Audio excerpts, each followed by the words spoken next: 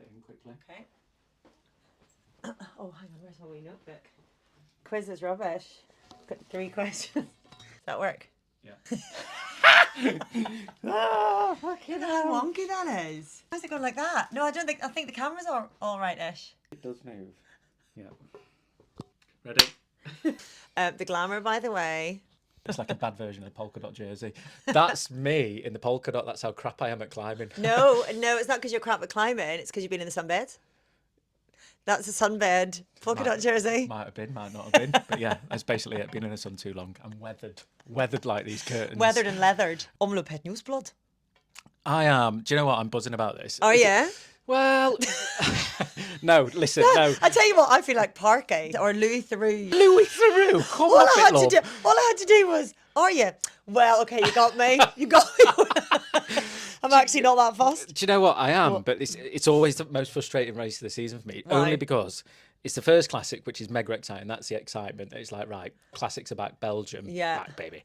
But you don't know how everyone's going. I know. And that's the annoying bit of it. It's like, I find it annoying. I think by you get to Gent-Wevelgem, you have a good idea of whether it's going good or not, and who you can see is going to be really good.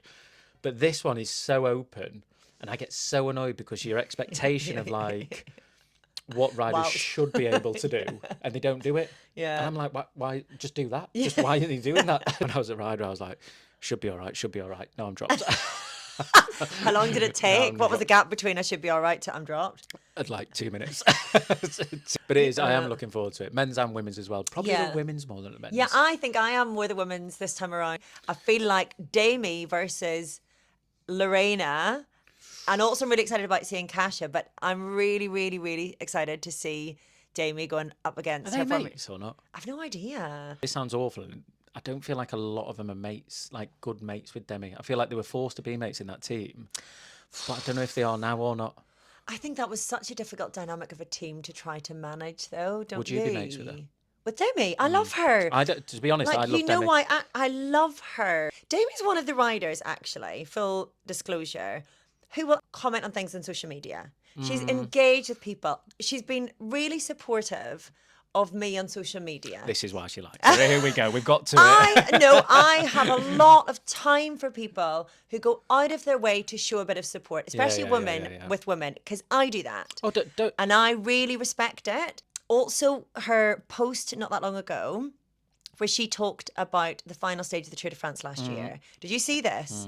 And she was, I just loved it, right? Because she was really open about how vulnerable she was. And Are you talking about the interview we did? no, she put a post on Instagram. I bet that was amazing as well. But she put a post on Instagram talking about basically the darkness that she went to in that day and the self-doubt that she felt. And all we can see from the outside is she's powering up that final climb and she's miles ahead of everybody else. And in our mind, the only question mark is whether or not she'll have enough of a time buffer to win the Tour de France overall.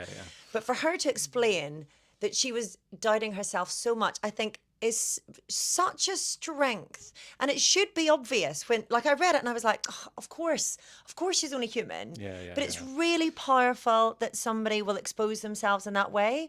So I have so much time for Demi Vollering. I would understand if you're on a team with her and she's got a winning mentality, as they all do, as Lotta does, as Lorena does. I can see that maybe they might then have difficulty getting on. But I'm not interested in them being friends, really. Respectful, yes. But you want to see rivalry in the same way you want to see with the men. I don't want them to be all chummy-chummy. I say I love women supporting women. When it comes to a bike race, I want them to rip each other's heads off. You know, and then be respectful off the bike. But I have a lot of time for it. That goes into men, though. You know, like just that little bit you mentioned about social media side. Men are like, they support men, but it's not like supportive. It's more of a like bantery sort of matey thing. Yeah. But that's the bloke's way of doing it, maybe. Yeah, it definitely is. But it's not like it's not a screaming support. No. Do you know what I mean? I think it's missed in men. But like, so, and you're maybe different because you've been in the peloton. Would you get many male riders jumping on your socials to say, love this post? Like, no, actually never. type something and say, good on you, mate. No, not. You see, and it makes a difference if somebody does. Not within cycling. Yeah. Like, they don't want to show weakness. Like, when do you ever see guys like putting themselves out there to be judged. Yeah. And I think if people do, I know. no one wants to say anything because I like, well, I don't want know. to say anything. But that's It's what's like, wrong with the world, and it's what's wrong with Yeah. social media. And this is why I love her post. She was strong enough to show vulnerability, and that's what we need. Yeah, you know, yeah, and I yeah, think yeah. sometimes as well, and I see this in rugby a lot as well. Six packs, shoulders. I know why Orla does the rugby. Quads. Anyway, that's not what I wanted to talk about when I see in rugby. I do see that. But now I'm distracted. No, sorry, go on. No, but Alona Maher said this recently. So she's like the biggest rugby player in the world in terms of profile. And she talked about the fact that because women's rugby doesn't get an awful lot of coverage, she's had to go off and do other things and she's had to concentrate on her social media profile.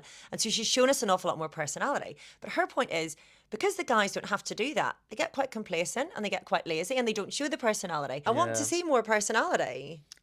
I like trying to think of people that show off. Like who? Not even like show off, but Yeah, it's just show more of their swagger. personality. But like, yeah, show a little bit of swag. Yeah. Like you got look at NBA, look at football. Yeah, They've NBA, exactly. They've got swag. Yeah, They've got all NFL. that. Cycling, it's like they've got a swagger, but it's like you are not allowed. It's not like you're not allowed to show it, but it's so restricted. I feel like cyclists think it's an opportunity to get abuse, almost social media. So I think just purely for the social media side, it's like, oh, you're doing well, you've not performed. Like, say, I don't know, say if someone posted a picture of a Porsche, like out for a Sunday drive in my Porsche. Yeah. It's like, well done, mate, you got a Porsche. Like, wicked, wish I had a Porsche. Yeah. But the other side of it is like, you've not run a race in years. Yeah. Like, why don't you concentrate more on riding your bike than I think driving there's your car? such a tall poppy syndrome in cycling, and I hesitate to say this because we can get abuse as well. But What did you sometimes call it? tall poppy syndrome. So it's whenever the tallest poppies in the field have their heads chopped off so that they're all the same height. Right. So I was going to say dick swinging, but it's not dick swinging, is it? Basically, but it kind of is in a way. Well, that's like dick swinging, but having your dick cut off for swinging it. Which, fair enough, keep it in your pants. Yeah. However, my point was, I think sometimes as well, like, I really hesitate to say this, we don't do ourselves any favours within cycling media sometimes. And we are really quick to criticise any kind of personality. But you know as what? though it takes away from the purity of the sport. But you're never going to get more money in the sport, which means a bigger pie for everybody, unless we're going to stop being so embarrassed about ourselves all the time. Sorry, go ahead. Well, I was going to say this goes back into the race this weekend, because that's the expectation, right, of what we know of rider. Like Wout, for example. We know Wout can perform and win these bike races, but if he doesn't, he's going to be judged so quickly, so he doesn't do it. Yeah. And the other thing, completely off this topic now, Philipsen, I really hope he doesn't do that well. That's nothing personal against Jasper. But I just think that's going to strengthen Mathieu's chances even more. Of what? Winning, like Flanders, the Roubaix. And like, for me, I like that Wout battle, but I think Wout has his team around him, which makes him a little bit better.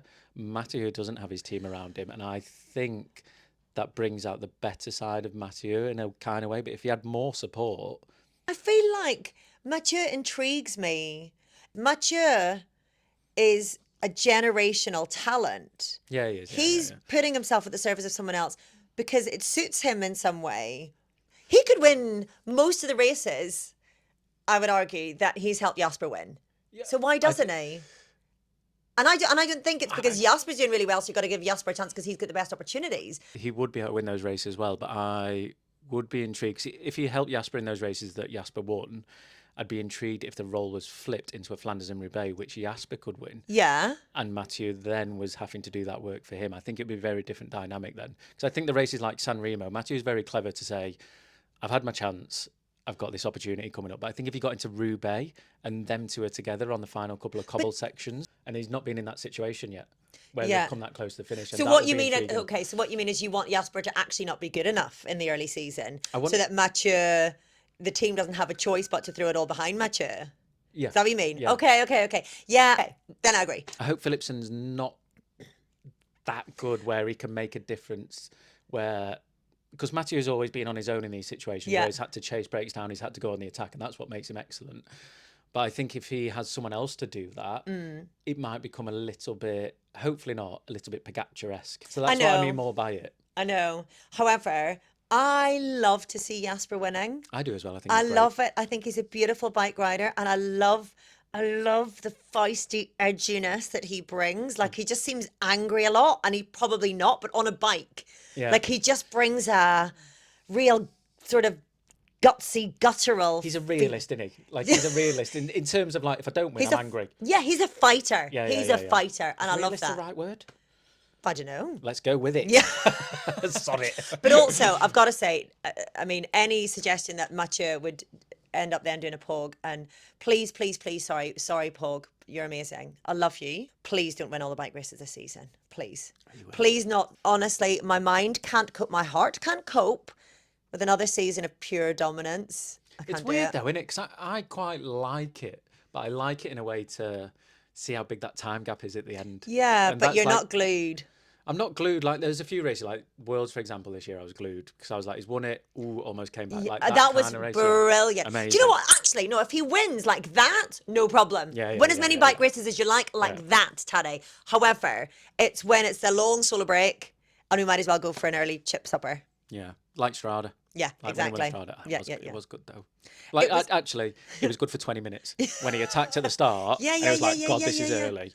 And then it was a bit boring. Yeah, exactly. But still impressive. Yeah, no, it is impressive, So impressive. And it's really easy for me to sit here after a bag of barbecue hula hoops and Good choice.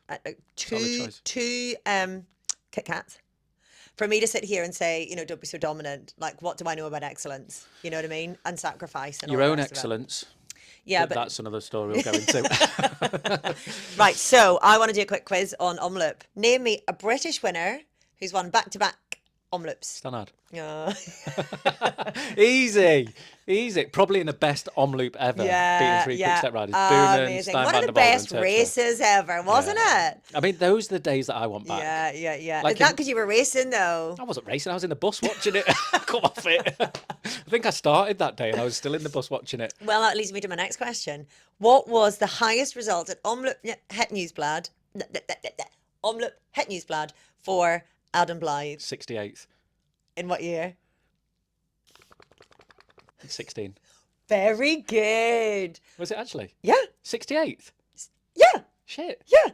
Did you make it up? No. Do you want to hear a funny story about Gent-Wevelgem? I think I've told this before. Why Gent-Wevelgem? We're talking about Omloop. Go ahead. Because I'm pretty sure I was like in top 50 in that, which I was quite happy with. It was a hard year, bunch sprint, but still a hard year. Yeah. So anyway, got dropped on the Kemmel. I had to do a job. I forgot what year it was. Maybe 12. I was in BMC, I think. Anyway, got dropped up the Kemmel, and I was with an Italian. I've forgotten his name now. This is a brilliant story so far. We're in. So you have to do 2 laps of the Kemmelberg. So they did 2 laps, and on the first lap we got dropped, and it's a big old loop round. So we're like, we'll ride back to the finish. It's only 30k. So me and this Italian started riding back. He was in liquid gas. And we started riding completely the wrong direction, like away from the finish. Like, imagine like the straight road to Wevelgem that we raced down. Yeah. We were going on one that way. Oh my God. And because it was straight, we're like, we're going in the right way. Well, because we just did. Anyway, so we're going down this road and we're like, this is wrong. We can't be down here. There's no signs, anything. Random Belgian guy in a van picks us up and he's like, hey, are you looking to go to the finish? You got a lift. We got a lift, dropped us off with 3k to go. I got out of the car, jumped into the peloton, rolled across it. You didn't! I didn't get seen. There was a breakaway because I watched the finish from inside the team car, jumped back into the peloton, rolled in top 10. No, I didn't really. It wasn't top 10, it was like mid-peloton. Why have you never told this story? But yeah, I think top 50 in Wevelgem. Oh my God. He was very good, That's very a very good. Missed good out story. 40k of the race. Right, so who are we going to pick for the wins? I think we should do kind of 3, 2, 1. I've not even looked at the weather. That's a big decider. Have you looked at the start list? No. I'll know who's riding on the day. I think that'll be more important than the weather. Yeah. Okay, so let's go men's first. Right, ready? Yeah. 3, 3, 2, 1. Jasper Philipsen. Oh, sorry, Phillips. I was going to go the same one, to be fair. Were you actually? Yeah. Women's. Yeah. 3, 2, 1. Weavers. Demi Vollering. Ooh. Oh, you've gone for Vivas. Yeah. Yeah. Obviously, like a machine. I think Demi is going good, but she's more mountains good at the minute, like stage racing good, early season I form. think she's greedy, hungrily good.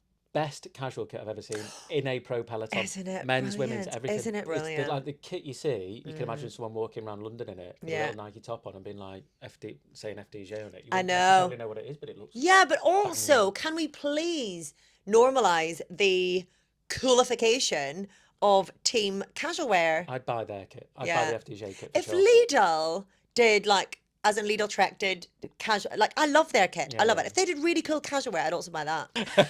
Anyway, let's enjoy Omloop and Kurna. Oh, by the way, won the junior race of that. Kerner, Brussels, Kerner. So, hang on a minute. Say the race again. Kerner, Brussels, Kerner. Kerner, Brussels, That's better. Kerner. You said Kerner, Brussels. Honestly, I've had a long day today. Yeah, who do you think money on for Kerner quickly? Oh, I don't know who's racing. Tim Jasper. Ooh. Tim Miller. Tim Miller's racing. Jasper. And I think Milan, Jonathan. Oh, Jonathan Milan. Yeah. Ooh, over Miller on Belgium soil. Yeah. Yeah, I fancy Milan this year to be quite dominant. What about the racing then? Hey. And with that...